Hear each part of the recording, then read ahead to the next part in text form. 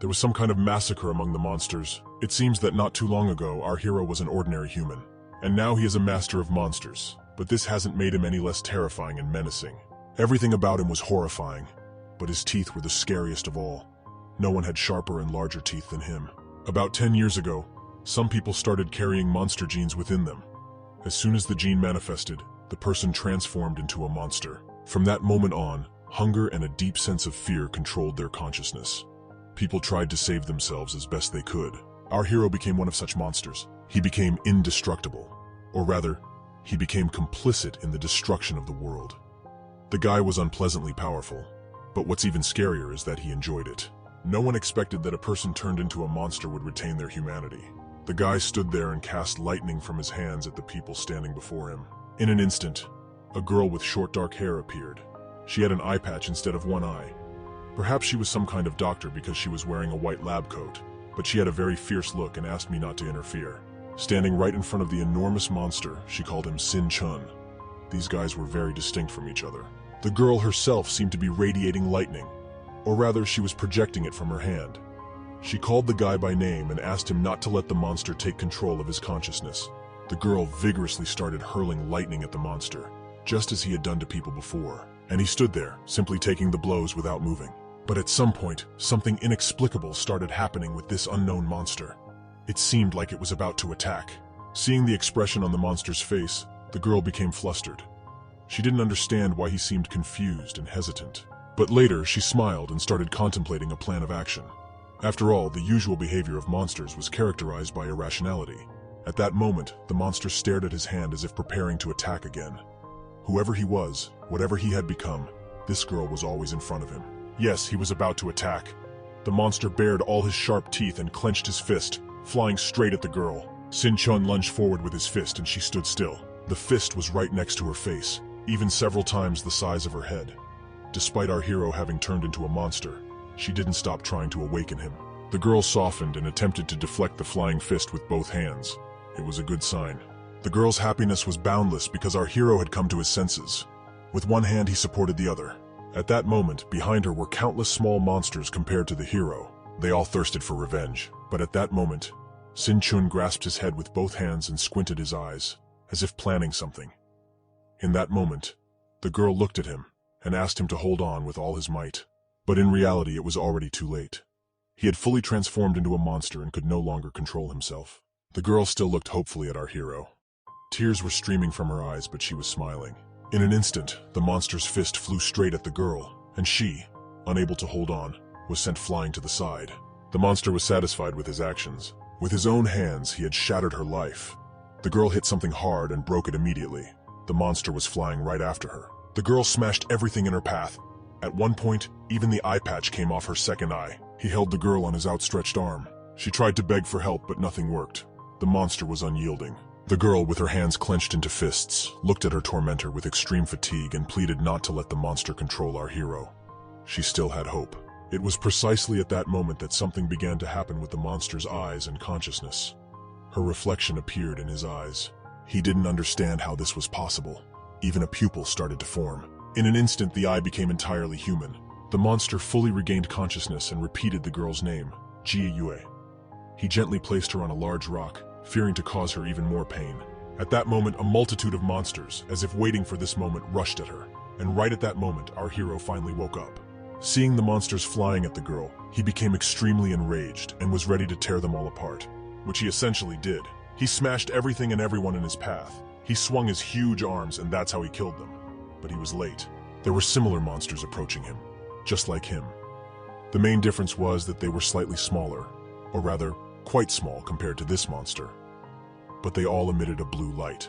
The enraged giant monster, upon seeing the small ones flying at him, was ready to kill because these cursed monsters had destroyed the world, and therefore, they all had to die. With a single swing of his fist, he destroyed almost all of those flying towards him. And there were a great many of them, but there seemed to be no end to these monsters.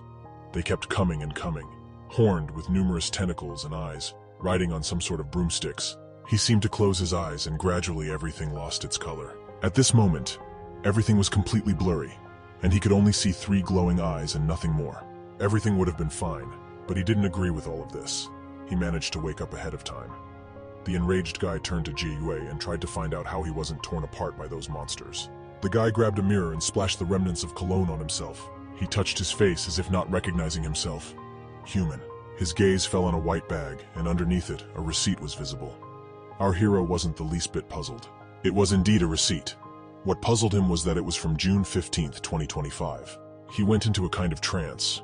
6 days had passed since the entrance exams, and the day before the genetic testing. He would find out what secret was hidden in his DNA. The monster gene. They would listen to him. They would humiliate him. They would fear him. They would turn him into a mutant outcast. Our hero still stood in front of the mirror, trying to make sense of it all, but his gaze fell on the silhouette of a girl in the mirror. Now he had a chance to make everything right. He contemplated this while looking at the silhouette, although he wasn't a good person. At that moment, someone knocked on the front door, and our hero's phone buzzed in his pocket. Our hero picked up the phone and looked at it closely. He received a message from the same girl who had tried to awaken his consciousness when he turned into a monster. She claimed that certain records indicated that he was celebrating his 18th birthday with some girl in a hotel. He recognized the avatar and the set of emojis. He remembered how this girl had ended up in the clutches of the monster, more precisely, in his fist. Still holding the phone, our hero mentally promised Jie that he would protect her in this life. Monster genes were embedded in his body, and that couldn't be changed, but in this life, he would keep everything under control. He would be prepared for the awakening of his monstrous nature.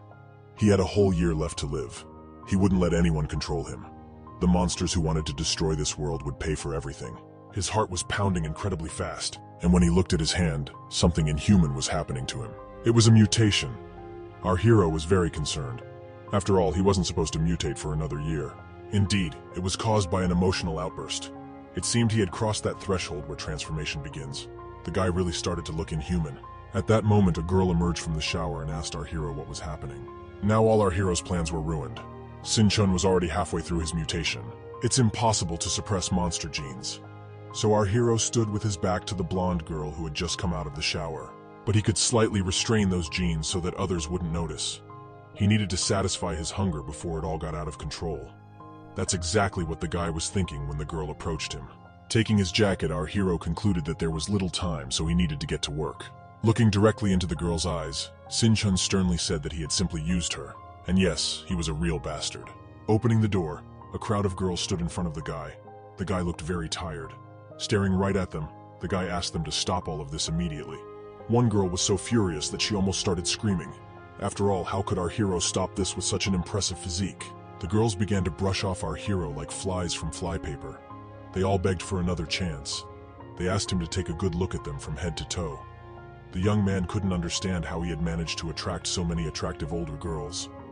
In reality, it was all because of his monstrous charm. And now, gathering his strength, our hero started running. It seemed absurd to him. After all, he was a carrier of the monster gene. That meant he could kill them all in an instant. But our hero began to shout, asking the girls who were chasing after him to accept his decision and finally back off. The girls, as they ran, tried to understand what our hero was saying since he hadn't even taken the test yet. One of them even said that even if he was a monster, it didn't scare her in the least. Exiting the building, our hero concluded that a woman's mouth is a real weapon. Looking askance at the door, our hero thought about how in his past life, when they all found out he was a carrier, they all ran so fast that their heels flashed. Except for Jie. Except for that sweet girl. In this life, she still waits for our hero. As soon as our hero approached this sweet girl, she handed him something, asking how he managed to part with all of them so quickly. Then she said that she bought something to heal his emotional wounds. Our hero laid his palm on her face, and the girl was amazed by this gesture. Our hero simply wouldn't let her wait in vain and wouldn't allow her to regret his decision. Jie tried to understand what had happened. The guy looked very cute and leaned toward the girl's face. She in turn tried to understand what he was doing and even suspected that he was hitting on her. And then our hero's heart began to race again. The guy started to mutate. After all, the inner monster was very hungry. The girl saw this and asked what was happening to him. And the guy, concealing his mutant side and smiling, said he was just hungry. But in his thoughts, he knew he needed to calm the monster down. Our hero suddenly rushed away from the girl. He shouted for her to go home, and he would eat and come back. The girl froze in the pose in which he left her, trying to understand why he was mocking her. After some time, the guy approached a clothing store window. He contemplated that statistically, about 5% of people are carriers of the monster gene. But society is hardly concerned about it. In the end, it only concerns the carriers. They say it's enough to keep an eye on the kinetically special ones, and to kill them if they start to mutate. Just set aside morality. In reality, deep down, they all wish death upon the carriers. It was our hero walking in a red robe among people, trying to restrain himself. After all, the smell of food was everywhere. In an instant, there was an explosion in front of the guy. Or rather, not only in front of the guy, but also in front of all the people walking nearby. A crowd of people ran from there, begging for help. Our hero just stopped and watched. For now. It turned out it wasn't just an explosion.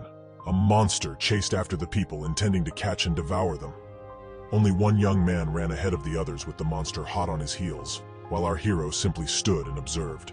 The fleeing guy tried to understand why our hero was just standing there like a log and doing nothing.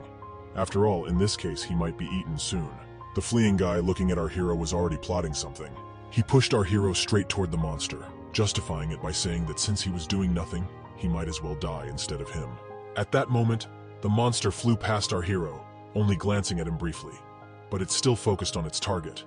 Our hero, in turn, also watched as the monster flew over his head. Missed. It seemed they mistook our hero for one of their own. This thought warmed him, and he smiled. But then he felt awkward. Did that mean he could eat the fleeing guy? And the guy was already crying, because he knew what would happen next, but he couldn't understand how it was possible. People around tried to understand why the monsters didn't eat our hero, who stood right in the midst of their crowd, and then they began to suspect what was happening. The guy walked away, thinking that there was another reason why people couldn't help but fear monsters. Humanity had created a special department to fight them, the Cleanup Bureau. The monsters had created a stone barrier to separate themselves from human defenders. But our hero was a stranger to the monsters, not to the humans. These people were from the Cleanup Bureau, a man and a woman. The man seemed to be doing some kind of magic, but still asked if everyone had been evacuated from the mall. The woman said that Lynn was still inside, fighting two monsters, and Lynn would definitely handle them. In the meantime, chaos reigned inside the shopping center. The girl's hand flew off.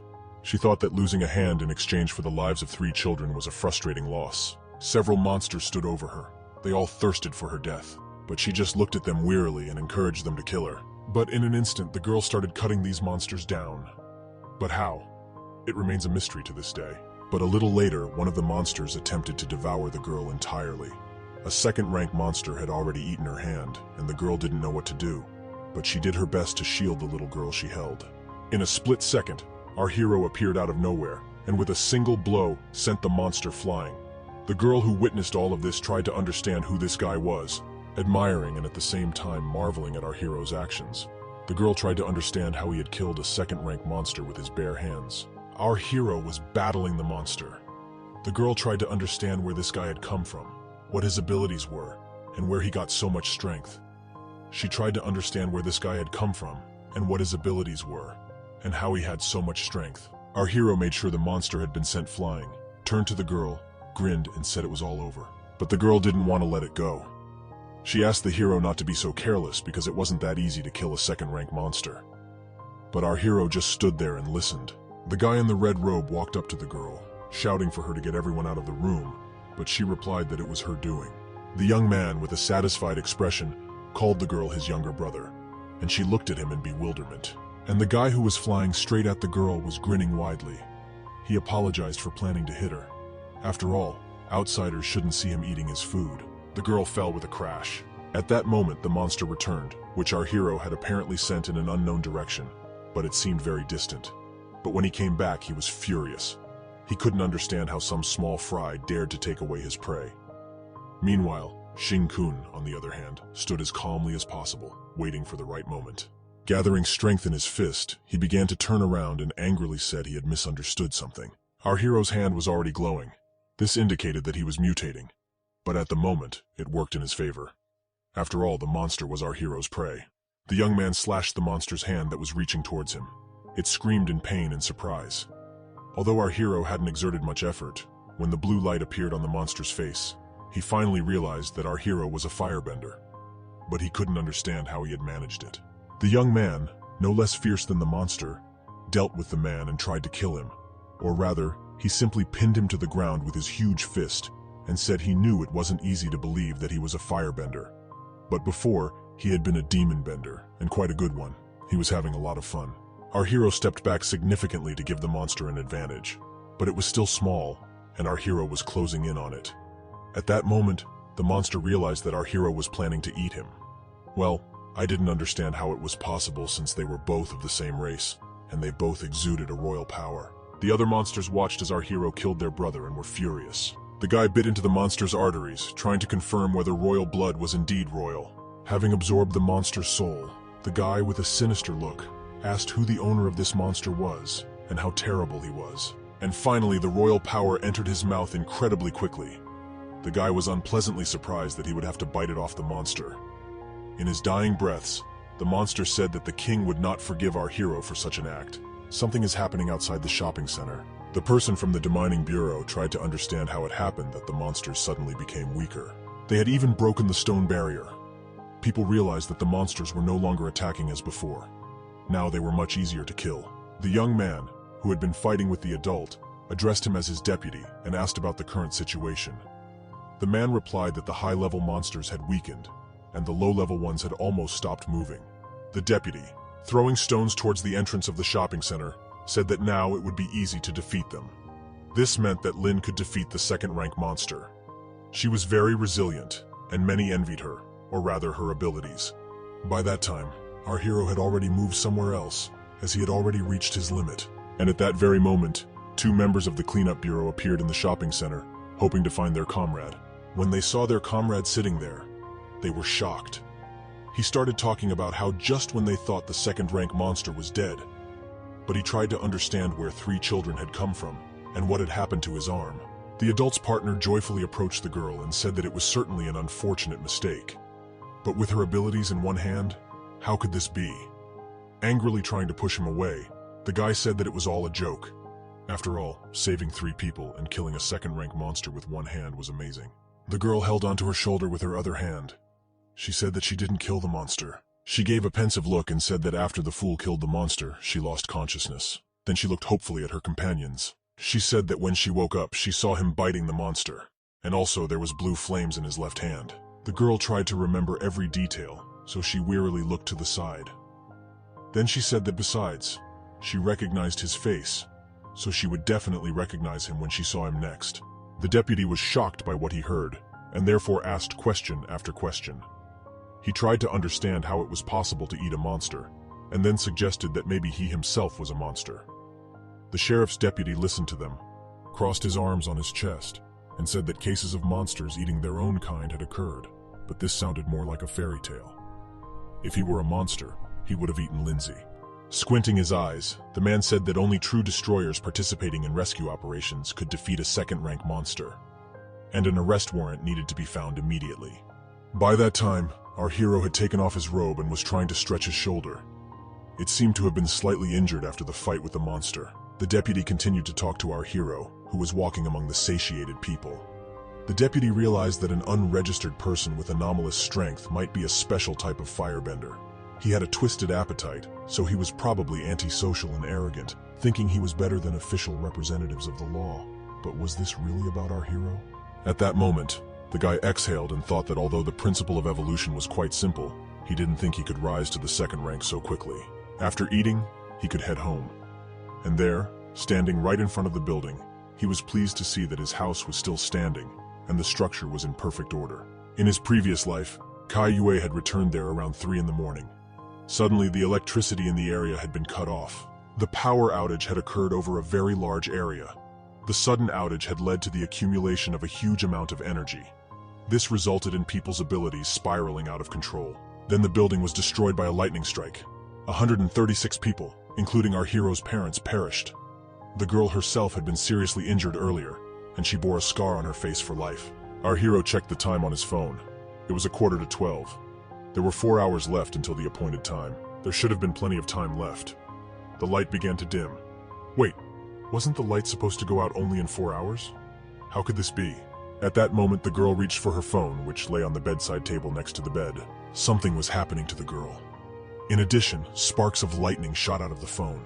The girl became wary, since she couldn't move, and trying to do so would send an electric impulse through her body. Kaiyue looked at her hand and saw an interesting phenomenon. Small lightning discharges emanated from all her fingers. The girl tried to call her parents, saying that she was trapped and found it difficult to move and shout. Some material held her in place. The young man sat in front of the window, trying not to shiver. He didn't understand if something had happened. She felt electricity running through her veins. The girl began to think. She was so scared of something that she almost screamed, but she couldn't help herself. Clenching her teeth through tears, she realized that if she lost control, her parents could be harmed. But she could no longer hold back. She turned to Xing Yun and immediately started speaking with a questioning tone. Our hero noticed the girl by the window. Seeing this, he asked her not to be afraid. He was coming. The girl, seeing this, asked why he was climbing in through the window. In high school, our hero had changed. He became very serious. He said that there was no time to explain and asked her to trust him. The girl had no choice because she didn't want to upset her parents or anyone else. So, she nodded in agreement. Our hero grabbed the girl's hand. By this time, she was completely sparkling. The guy told her that no matter how much she panicked, she shouldn't scream because it could wake her parents. The girl tried to explain that she was leaking electricity. The guy grabbed the girl with his mutated hand. Seeing this, the girl tried to understand why it was black. She noticed that all the electricity was going to him, so she became concerned about whether he was all right. Our hero, looking up at the sky and holding the girl's hand, said that they couldn't stay any longer and apologized. The surprised girl tried to understand what this madman had in mind. In one sweep, our hero threw the girl out of the window onto the roof, saying it was necessary. But during the flight, the girl seemed to be infected with some sort of euphoria. But in an instant, she became very frightened and naturally screamed. But a moment later, the girl closed her mouth, remembering her companion's words. But she was already prepared to fall. The girl descended at an incredible speed. But no. The young man jumped out of the window and dashed straight towards the girl. The young man caught her in his arms and asked her to hold on to him. The girl was very surprised by such a gesture and what was happening in general, so she simply did as she was told. Our hero knew exactly where they needed to fly. Since our hero had become a second-rank monster, he could summon a tentacle to land as softly as possible. A huge tail grew from his back, which he used to control the descent. The guy landed together with the girl on one of the rooftops. Carefully lowering her down, he told her that he had been electrocuted and asked her to release the tension as soon as possible. The girl lay there, sparking all over. Our hero shouted for her to release her energy into the sky and pointed his finger. The girl barely held back but agreed. In an instant, she lit up from all sides. Her eyes, her mouth. Everything was in purple lightning. She sat up and released a column of energy from her mouth. Our hero watched her and felt proud that he had averted a disaster. At that moment, as the girl finished, our hero looked at her with incredible tenderness. Then he said that he wouldn't allow anything bad to happen anymore. When the girl finished, she looked closely at our hero and said that everything was okay and she was fine. But she asked what was wrong with her hand. Our hero looked at his own hand and asked again. Slowly, the young man's hand began to transform into a normal hand. And then he said that he had mutated into a monster. Fortunately, he had gained the ability to control other monsters. This information deeply shocked the girl, and she just stared at our hero, her lips twisted. In an instant, the girl jumped up and started covering our hero's mouth, who didn't understand what was happening because everything had just been under control. The girl started calling our hero an idiot and ordered him not to talk about it so casually. She told him not to tell anyone else. The girl indeed looked very upset. She began to justify her panic by saying that many people hate monsters. If someone finds out, our hero will be in danger, and she already knows enough. But our hero seemed to find it amusing, and the girl couldn't understand why he was laughing when it was all very serious, and he was acting like a fool. Our hero took the frightened girl by the shoulders. He spoke very tenderly, saying that if she was interested, he would definitely tell her everything. And then, smiling, he said that she was the only person in the world he could trust unconditionally. And so the two stood on the rooftop under the starry sky. The girl said she was sure our hero had said such things to other girls, but it wasn't true, yet she still didn't believe him. Our hero asked the girl to look at the sky and admire the starry night. In turn, she said she wouldn't try to make a wish because our hero was definitely trying to deceive her. At that moment, a drone with a camera flew over our heroes. They noticed it. The young man assumed it was related to the Genetic Research Institute's incident. He realized that they were on their way. He didn't think they would turn a blind eye to what had just happened. Just at that moment, an elderly man and a young female nurse appeared on the rooftop. Both were rushing towards our heroes. The man said he had found two people on the roof, one of whom was a person whose abilities had gone out of control. Our heroes stood facing each other. At that moment, the man and the woman approached them. The man asked them not to be afraid because they were from the Genetic Research Institute. Then he asked who had summoned the lightning just now. The girl admitted to it. The man asked them not to worry because the girl had done well, and no one was hurt. Then, addressing his assistant, he asked her to check our heroes using a reagent. She immediately started preparing for this test. The man approached the girl and began talking to her about how, since the guy wasn't hurt during the energy release, he must possess some extraordinary ability. Holding out a syringe, Ji Yue asked her not to be afraid, as they only needed a drop of blood. The girl agreed to everything. Meanwhile, the guy watched this dialogue with interest. A drop of blood fell into the test tube. The man was bewildered. He was even horrified and amazed. The test tube began to glow brightly. The man didn't understand what was happening. The girl's set of superpowers was breaking all records, and he was about to be blinded by such bright light. At that moment, the girl took some blood from our hero. Taking a drop of blood, she carefully examined the vial. The young man turned to the assistant and said that she was wasting her reagent. In a moment, the girl was equally surprised as her mentor. After all, our hero's reaction to the reagent was present but very weak. She had never seen such a weak reaction before. The man, trying to shield himself from the bright light of the girl's blood, sent the samples to the institute for further research. Hearing what was being discussed, the guy was somewhat surprised and maybe even frightened. He didn't understand what this reaction was about. Could they be mistaken? His body contained the genes of a genetic monster, so where did these superhero genes come from? No, this could very well be true. After all, the monster had consumed the other guy's arm, and our hero had consumed the monster himself. Genetic Research Institute, third room of genetic research. Our hero hadn't shown his abs to anyone. He was told he was special because he had the lowest percentage of hero genes in history, just 1%. It was the same nurse.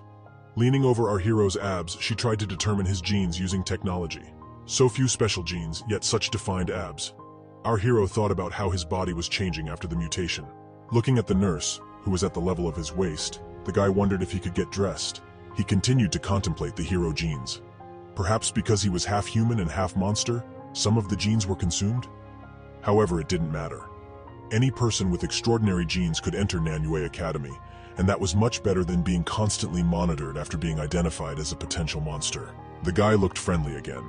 Putting on his jacket, he asked the nurse if someone with 1% of genes could enroll in the academy. The girl replied that, according to the dean's decision, anyone with any amount of genes could enroll in the academy.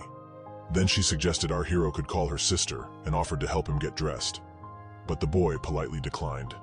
He thought to himself that he already had enough pampering in this life. Turning around, the girl asked our hero to rest, and she would help him with the enrollment application. Our hero thanked her and then added, "Sis." Opening the door, the girl encountered a group of kids rushing in an unknown direction. They were talking about breaking some world record, 95% of special genes. That was 2% higher than the previous record. The boy and his sister stepped into the corridor and noticed a crowd of kids rushing somewhere in the distance. They were shouting about testing resistance to the elements. They needed to see how strong this person was. Meanwhile, our hero pondered that in his previous life, he had been desperately afraid of the 99% of monster genes in his body and hadn't paid much attention to genetic experiments on minors. Perhaps he should have paid more attention. They all gathered in front of a room with a huge glass window. It was the genetic testing room. This individual turned out to be familiar to our hero. They were conducting various experiments on her, such as subjecting her to 500 volts of electricity. But she was fine. The girl was completely immune to industrial electricity. Our hero still looked at the girl with tenderness. The guys opposite were discussing that if she released, for example, 500 volts, then the 90%ers wouldn't even be able to get close to her. They envied her. The guys speculated that her endurance limit was equal to her attack limit. But for all of this, there were special tests. A few years ago, the genius with 85% genes had reached 800 volts. Meanwhile, the trials on the girl continued. She stood there, completely surrounded by electricity, not understanding what would happen next. Meanwhile, the voltage kept increasing. 600 volts, but still fine. 700, 800, 900, 1000. The people behind the glass couldn't believe what they were seeing, and our hero just stood there proudly smiling. 1200 volts. People even speculated that she might not be human at all. 2000 volts. The man increasing the voltage tried to contain his emotions. After all, many were encountering something like this for the first time. So he asked if the girl felt anything. The girl, smiling sweetly, replied that as far as her body was concerned, she didn't feel any discomfort. The people standing behind the glass were nearly driven mad by what they were witnessing. It seemed like too much. especially considering she had just awakened. One of them mentioned hearing that after 90%, each subsequent percentage of genes possesses a unique power. That's why this girl is so strong. And they heard the number 2,800 volts. 3,000 volts. At this point, the girl suggested stopping. The man who had been increasing the voltage asked hopefully if she could do more. But the girl, pointing at the electricity, informed him that they had just expended a lot of energy, so they needed a break. If they were to release her again, she might lose control. And if she lost control, all the electricity would be destroyed. The girl crackled with energy. In this case, everyone decided to stop. Although the record showed an acceptable voltage of 3,000 volts, the upper limit was unknown, so it was better not to take risks. Our hero tried to enter the room where his friend was, but the person at the entrance stopped him, explaining that it wasn't safe to enter because there was too much current in her body. She needed to cool down to avoid accidentally hurting anyone. But at that moment, two men approached the girl's room. They ordered the door to be opened. The man who had been generating the voltage addressed the fair-haired man as Director Fan. He began to explain that the insulating suit was in the observation room if he intended to go there. However, the man waved him off, saying that he didn't need it since the charge was small and nothing would happen to him. But it would help the girls blow off steam. The man standing at the door turned to the newcomers and said it would be great if he and his nephew could help. Director Fan's nephew approached the girl and greeted her. He looked very friendly, but the girl asked him not to come closer because he might get hurt. First, she needed to release some electricity. The young man instantly conjured fire in his hand and said, "I'll definitely help." And with a smirk, he added that she wouldn't harm anyone. The guy gently pulled the girl by her hand charged with electricity and introduced himself as Fan Shizai, her future classmate at the academy. Our hero, if there had been a way, would have stormed through the glass, as he was infuriated watching this scene. He saw this guy pretending to be a white sheep, but ogling the girl like a piece of meat. The girl timidly glanced at Fan Shizai, but also greeted him and explained that there was still residual charge in her hand, so a handshake was cancelled. The snow-haired guy grinned and said it was no big deal because they had a long journey ahead of them. However, this guy didn't seem willing to leave the girl alone, so he quickly mentioned it to avoid stirring up trouble. In the academy, they were divided into groups. He, as a member of the Fan family, had 90% hero genes, and he hoped to gather the strongest individuals in his team. That way, they'd get the best resources for rapid growth. Then he looked at the girl hopefully and told her he hoped she would join him. The girl, now more confident, looked at the guy and said it sounded good, thanking him for the invitation. And, peering from behind the young man's back, she smiled and told him that she already had a partner. The guy assumed it was the one who had come with her. The girl nodded in agreement. The guy started to give our hero sidelong glances as he probably had already been introduced to the girl. He wrote that our hero's result was too weak. The number of genes was extremely low. Strong was strong and weak was weak. He had to be careful not to drag everyone down. Then he expressed hope that she would still consider his offer. Shin Yun approached the girl, and she cheerfully stated that they would not only be classmates, but also partners. The guy, smiling warmly, assured her that it would indeed be the case. While our heroes were having a pleasant conversation, Director Fan called out to his nephew, saying that there were some troubles at the academy. The young man turned and said he was already on his way. As he left the room, the young man turned to the girl and said they would see each other soon, adding that he hoped she would consider everything. Our hero didn't like what was happening. Shizai entered his uncle's office, sat on the couch, and angrily said that this girl was a super genius like no other, and they had to get her. But his uncle told him that she had her own desires, and not everything would bend to his whims. Standing by the desk, the man said they just needed to eliminate the obstacles in their path. A voice from the phone informed them that someone had learned something, specifically about our hero, and all this data had been sent to the director. Our hero had only 1% of special genes, an exceptionally low score. Hearing this, the director adjusted his glasses and said that with just 1%, he was no different from an ordinary person. Admitting such a person to the academy would be a waste of resources. But the voice on the phone insisted that the dean insisted that people with any number of genes could apply. The director inquired if the dean might be mistaken, but the voice assured him that he was right. Turning to his nephew, he asked him not to talk unnecessarily. He should stay away from that guy, and he should stay away from our hero. The child sarcastically said that his uncle was cool. The girl examined our hero's hand. She said he needed to satisfy his hunger, or else he would go crazy. When asked if it was because of the hand, the guy replied that it was precisely because of it that he felt the desire to challenge the man. The girl smiled and said it was normal since the world was full of bad guys who didn't deserve any pity. But our hero, sitting on the edge of the bed across from his friend, said that speaking like that was not right, and the girl's attitude really scared him. At that moment, someone entered the room. It was the same nurse. She walked in and addressed the girl, saying that her parents had already arrived and were waiting for her outside. The girl tried to reassure our hero, whispering that no one would reveal her secret while she was catching people. Our hero didn't make any effort to ask if that was the issue. But the girl didn't respond either. She just looked embarrassed and said she would go share the good news with her parents. At the door, she turned and as calmly as possible told our hero that she was very glad they would be studying together. Leaving the room, the girl called the nurse her sister, but she allowed herself to be called that only by our hero, and it made her feel a bit uncomfortable. Our hero, looking at the girl, suspected that something had happened. The girl changed, said that his application for admission had been rejected because they said that with 1%, he was no different from an ordinary person. Our hero looked very disappointed and even angry, so he asked if having any number of genes wasn't enough for admission. The girl flopped onto the bed. In a burst of emotion, she began to shout that this was how it should have been, and then she began to think about what could have changed. The girl clenched her fist and yelled that she didn't understand what was wrong with him, that it was only 1%, but it was still there. How could these people look down on our hero like this? She decided to try again. No, several times. Our hero sat opposite her, quietly observing her attempts. Finally, the girl finished her sentence and began to leave. But before leaving, she said that if nothing worked out, she would submit 1,000 applications. Flattered by such attention, our hero said it wasn't worth it anyway. They had already made up their minds, so there was no need to waste her time. But he thought to himself that with the power of a monster, he could really give it a shot. The academy had all the resources, and he should go there if he wanted to become stronger. Taking out her phone from her pocket, the girl stared at it and said languidly that since there were genes, there was still a chance to get in. So there was no need to give up prematurely. Our hero just remained silent. In the meantime, the director's nephew was up to something. Seeing this, the uncle asked what he was doing. Squinting his eyes and tensing his facial muscles, he asked if it was true that the uncle had given him a chance to participate in the final test. Flames flickered from this guy's hand. He said that if he didn't awaken after a year of training, they wouldn't expel him. The final test is for junior class students.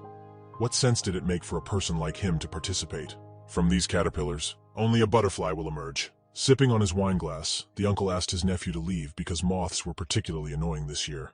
The young man picked up a glass of wine from the tray. Then he mentioned that the last test was Chin's mistake. Why was the director of the Genetics Institute involved? The man squinted. Looking at his nephew, he warned him not to cross the line in this way. The young man approached his uncle with the wine glass. The uncle continued to speak. He hadn't been happy with them breaking his rules for a long time. If the guy succeeded, it would be like a slap in the face, and if he failed, the pirates would preserve his authority. The nephew got worked up and said that he would never let him fail the test. Otherwise, his reputation and his family's reputation would be at stake. The uncle, without turning around, said that he wouldn't pass the test, because weak people like him were not counted in their society. And looking at the moth, he said he wouldn't even give them a chance to try. All of this was happening in some room between the rocks. If they let the dean try, it would only prove that he was wasting resources, showing his incompetence. The task for the next 5 days was to secure the equipment. People in white uniforms were moving around the room. One guy was lagging behind the others. A cell phone lay between them. The first guy addressed the second, calling him Lee Gun, and asked how that young man, who seemed a bit lost, was doing. The guy sat down and said that nothing serious had happened. He just got stuck. And he suggested they move on since they had a lot of work. In his thoughts, he considered the $1 million deposit. The guy picked up the phone. His pupils narrowed. He realized that even if he lost his job, it would be worth it. This guy approached a somewhat stocky man who didn't look very friendly. On one side, he was black, and on the other, more or less normal. The blonde guy addressed him confidently and said everything was ready. He inspected him and found nothing special about him. The man smirked and said it was great. After all, the guy who was pushed in at the last moment had 1% of special genes. Our hero was participant number 18. They assumed he posed a threat to the Fang family. If he failed, there were 20 in total. 10 million. What difference did it make? Still in that room among the mountains, the man said that if successful, he would rise to the top. Turning to his assistant, he told him to carry out the task properly. 5 days later, someone was closely examining countless monitors. This person wanted to take a closer look at someone. Our hero, he looked like a zombie. There was definitely something wrong with him. The man observing our hero looked very serious and stern. Staring at the monitor, he tried to understand why this young man had come in the first place and how many days he hadn't eaten. Then he concluded that it was the end of any scum. Then he laughed and realized that his intervention wouldn't even be necessary. He would destroy himself. The young man was too hungry. His eyes were spinning and his head was spinning. Our hero stood among a crowd of kids, trying to focus on something. His energy was almost depleted. His stomach felt like it was crawling up his spine. He wanted to pass the test and devour them all. In their bodies were the genes of a hero. The trial began. The blonde guy stood before the crowd of kids and shouted the rules of the game. They had 3 hours, 3 trials, 3 victory cards. They had to pass all of this to get into the academy. The man brought the microphone closer and said, 17 people who will fight for their lives, and, 18 people. A few days ago, the dean made an exception for one more participant. The kids were puzzled and tried to figure out who it was. They were told not to guess because they didn't know him. His background didn't matter. Everyone instantly turned to our hero. With a cunning smile, he said it didn't matter. They were all in for a fair fight. Then he asked if they were ready to take the card. The boys looked at our hero and couldn't understand why many of them had chosen only 3. They also couldn't figure out how our hero had ended up in this game at the last minute. Some even thought he might be a wealthy heir. One person thought he might be bait. Our hero was so hungry that he couldn't think about anything else but a fair game. More precisely about food, and his mouth was watering. No, he couldn't just eat people. Our hero was led into a room exclusively designed for his trials, although this room resembled more of a prison. Seeing this room, our hero asked if it was done intentionally, but it seemed that the person didn't understand, so he asked again. The man listened to instructions from the microphone. Our hero squinted and said that whatever they said now wouldn't matter anyway. Upon opening the door, the guy realized that there was still blood on the grill, and he felt it was of a high level and would definitely interest the monsters. In the end, he found himself behind the bars, and the man in white, looking at him, laughed and said that this wasn't all because it seemed like he hadn't realized whom he had offended yet. But our hero understood perfectly well what the catch was. The man in light clothing said that when the test begins, all the monsters will run straight to our hero. He said this with great enthusiasm. He also added that unfortunately, this room where our hero was located had been added recently. The only lock made of super alloy that could have helped him was broken. The monsters were where our hero was 5 times stronger than a human. 3 monsters with copper skin and iron bones rushed toward him. They would tear our hero to shreds, and he would become a delicacy for them. The man pointed to the only exit. He said that there was a door there. If our hero entered it, he would be safe. However, this meant he would lose. Our hero listened very attentively, but on the other hand, he paid no attention to it. The man next to our hero asked him to leave. After all, he would fail the exam anyway. The hero didn't need to fight. He would be safe if he surrendered. Everyone would be satisfied. A triple win. And so the man began to leave, saying that our hero had 10 seconds to admit defeat. The young man tried to look at the man. Then he calmly said that he would show him who the real delicacy was. The man didn't believe in our hero's confidence at first, remained silent for a moment, and then said he would see how long this would last. Everything was ready in the control room. People were sitting in their seats, waiting for the test to begin. The man approached the door and asked our hero to come out. But nothing happened. At that moment, the chief of the whole event was dozing off, and the man in the light started talking to him, saying that he had checked everything, and there would be no problems. The only way out was to surrender. He saw how our hero was left speechless with fear. The man grinned conspiratorially and scratched his chin, saying that the monsters would immediately rush to the young man. It would take them about 10 seconds to reach his chamber. The man in the light stood behind the chubby man, and said that he bet $100 that he would surrender within 5 minutes. The man in the light said the bet was accepted, looking at the monitors. In an instant, the trial began. Monsters began to fall from above. At the same time, the man started timing. Our hero kicked open his door and confidently moved toward the monsters. The guys didn't expect this at all, so expressions of horror and surprise appeared on their faces. They didn't understand who our hero was. He looked into the camera and smiled. The guys assumed he was about to win big. Our hero stood right in front of 3 monsters, and the men were sure that it didn't matter what they thought because our hero would be torn to pieces if he chose to die. It was his choice. He thought they would come to him and invited them to eat. The guy was so happy that he would finally eat. But he forgot that they were ignoring him because they considered him one of their own. The guy was angry because he was very hungry. The man sitting behind the monitor tried to understand how the monsters could just pass him by, where they even had a special grill soaked in blood. None of them thought it would turn out like this, didn't understand who our hero really was, and how it was possible for them to simply ignore him. And then they saw that our hero had the first card. But the full man smiled and said that getting the card wasn't that simple. In the final trial, not only the monsters participate, there's also Yin from the second class. A few days ago, during an incident at the mall, a monster attacked him. It awakened his super abilities, a special spiritual ability. At the moment our hero picked up the card, another participant attacked him from behind, shouting for him to give him the card because it was his. He was the strongest participant in the competition. The guy decided to psychologically attack our hero. It was his superpower. His eyes were glowing with purple light. He began to whisper menacingly in our hero's ear that he was sure he was scared right now. But our hero just squinted at him, not saying a word. In an instant, our hero transformed into a monster. And the first guy didn't expect that at all and just stood there, motionless. He begged for help. He didn't understand our hero's strength. He had an expression of horror on his face. Our hero slowly but surely began to transform into a monster, instilling fear in those around him. The guy wiped blood from his face while she continued to flow from his nose, mouth, and ears. The blow was strong enough, and it seemed that our hero was invincible. Holding the card in his hand, he began to invoke his second essence.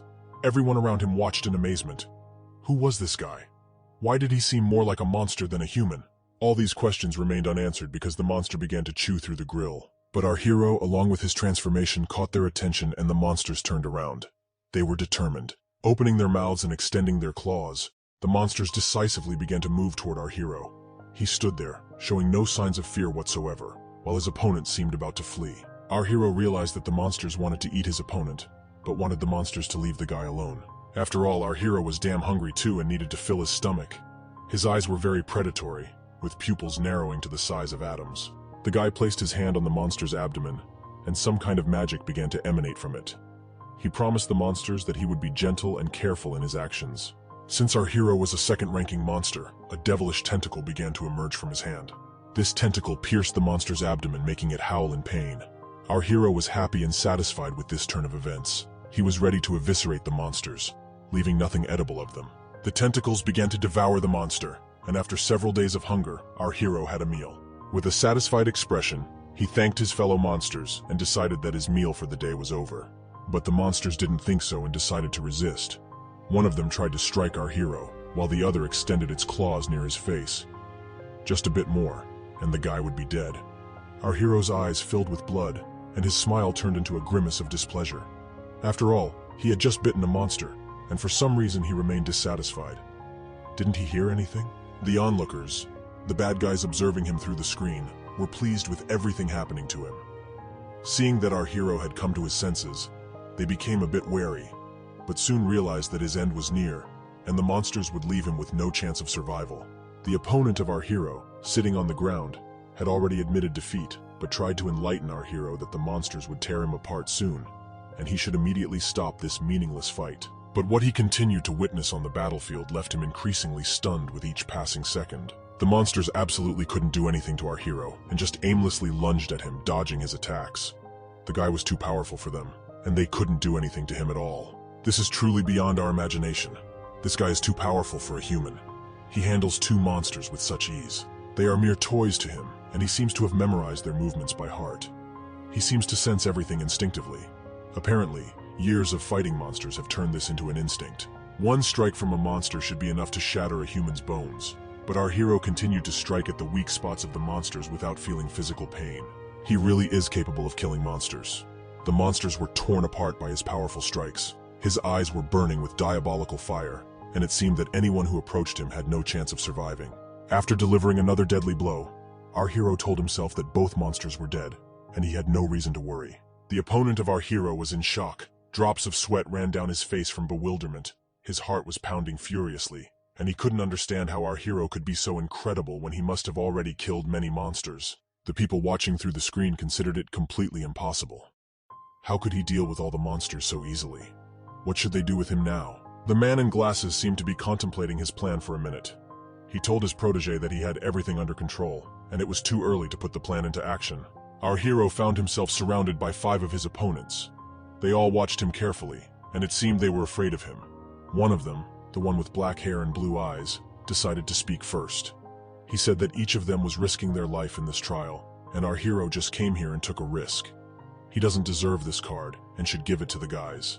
Our hero's opponent shouted that it would be better not to push it too far because the man they were picking on was incredibly dangerous. This could end badly. But the gang leader decided not to listen to the cowardly guy. The dark-haired guy said that Wu Yin was just a coward who fell even though they didn't touch him. And before that, they considered him their main opponent. The fallen opponent of our hero was still trying to say something, but no one listened to him. All attention was focused on the newly crowned champion. The guys thought that the best way to solve this problem was to surround our hero and use force to take the card from him. One of the guys asked the dark-haired guy if he really remembered their agreement. After all, in the end, they should be honest. The dark-haired guy said that, of course, the final battle would be fair. But right now, their main task was to win the card. The guy ordered his bald friend to deal with our hero. The bald guy was instructed to kill the monster so that it wouldn't interfere with them. He in turn said that he would handle it without any issues. The bald guy crossed his arms over his chest and looked at the monster with a satisfied expression. There seemed to be no fear in his eyes. He grinned maliciously and said there was no need to lure the monster out. After all, monsters don't usually come alone. They are cunning and attack in groups. The monster opened its mouth and made a powerful swipe with its hand. The bald guy punched the monster's hand and said he also wanted to kill one of them. Before he could finish saying that the monster would soon get what it deserved, his hand was broken. The monster turned out to be stronger than he thought. Within a couple of seconds, his broken hand was plastered to his face. The monster put a bit more force into its strike and sent the cheeky guy flying. The dark-haired guy was very surprised that his best fighter couldn't handle the monster. Apparently, all his brains fell out along with his hair.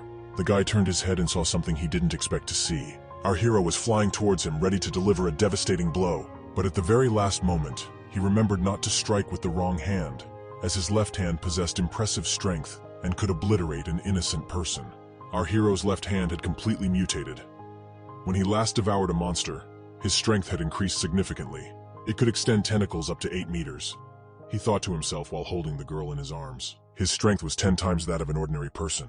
Even if this guy is on his way to reincarnation, he's barely at the first level. This strike will blow his brains out. Killing people during the trial is not good. He needed to control his strength, at least a little. The guy with all his might, no, not with all his might, struck his opponent in the face. No, it was very strong. Several people gathered around the fallen man. His name is Zhao Shen. The whole crowd begged him not to die. Our hero was also scared. He began to sweat profusely, and to somehow fix the situation, the guy grabbed his opponent by the collar and checked if he was breathing. Then he concluded that he was breathing, and everything was fine. Then turning to the onlookers, our hero covered them in snow and mysteriously asked if he still needed the card. At that moment, a man was chasing our hero with a monster in his hands. He asked for help and said that the monster had defeated the bald guy, and he couldn't handle it. Meanwhile, the guy who had beaten our hero was lying at his feet, bleeding and begging for help. In exchange for this, he would pay 50,000. The guy took our hero by the leg and apologized because he was wrong and deserved the beating. Our hero truly earned this card. All this flattery pleased our hero. He became more benevolent and decided to help. The guy still occasionally looked into the camera and smiled. The people who were planning to kill our hero, or at least disqualify him, realized that it was all futile. Our hero simply scared them off. The chubby man spoke extremely irritably into the microphone and addressed the control department. He demanded that they urgently add test samples and numbers from 21st to 23rd. A voice from the microphone responded that it was currently impossible to do that, but the man was impatient, so he requested it to be done immediately. Well, this man simply had no choice. The chubby man's assistant became very concerned and said that these were experimental specimens. They were much stronger than ordinary monsters of the first level. He couldn't handle them. He was dead, and they were talking about our hero. The man narrowed his eyes at the aide and bluntly stated that they would die. Apparently, he had awakened his powers. Even if not completely, it was enough. Stronger monsters would only further stimulate his awakening. Hearing this, the assistant was very surprised and didn't know what to do.